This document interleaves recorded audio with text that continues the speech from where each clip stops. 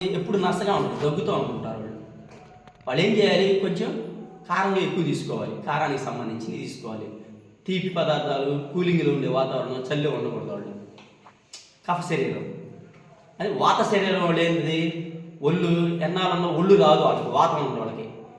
ఎండి పొలాలు అయిపోతూ ఉంటారు, సన్నగా అయిపోతూ ఉంటుంటారు, రోజుకి వాడు ఏం తిన్నా ఏం ఉండదు వాడికి, బలహీనంగా తయారవుతారు.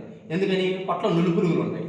వాడు ఖచ్చితంగా వేపాకు ప్లస్ బెల్లం తీసుకోవాలి ఖచ్చితంగా. మూలాధార చక్రం శుద్ధి అవ్వాలంటే బెల్లం తీసుకోవాలి, లేదా జీర అంటే మనం జీలకర్ర తీసుకోవాలి, లేదా వామ్ వాటర్ తీసుకోవాలి.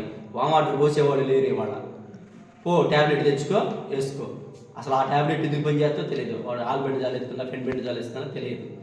ఆ ఇంగ్లీషు వీళ్ళకి రాదు. ఇవి వచ్చిందో వీడు నేర్చుకోడు, పాడలా నేర్చుకోదు. వామ్ వాటర్ పోయాము పిల్లగాడికి, టైం అయింది, నెల అవుతుంది అంటే నువ్వు చెప్పేది ఏందమ్మా, మా డాక్టర్ చెప్తుంది, నువ్వు చెప్పేది ఏంది, మా డాక్టర్ చెబుతుంది అంటే ఆ చెడు అనేది వాతావరణం మారిపోతూ ఉంది. ఇప్పుడు మనకి ఎండాకాలం స్టార్ట్ అవుతుంది, ఇంకొక నెలలోనైనా స్టార్ట్ అవుతుంది. రేపు రథసప్తమి ఉంది అంటే వాతావరణం చేంజ్ అయింది అంటే రోజుకి చలి తగ్గిపోయింది, ఎండలు పెరుగుతుంటాయి. ఇప్పుడు దాకేంది, ఇది ఎక్కువ నడిచింది కింద నుంచి.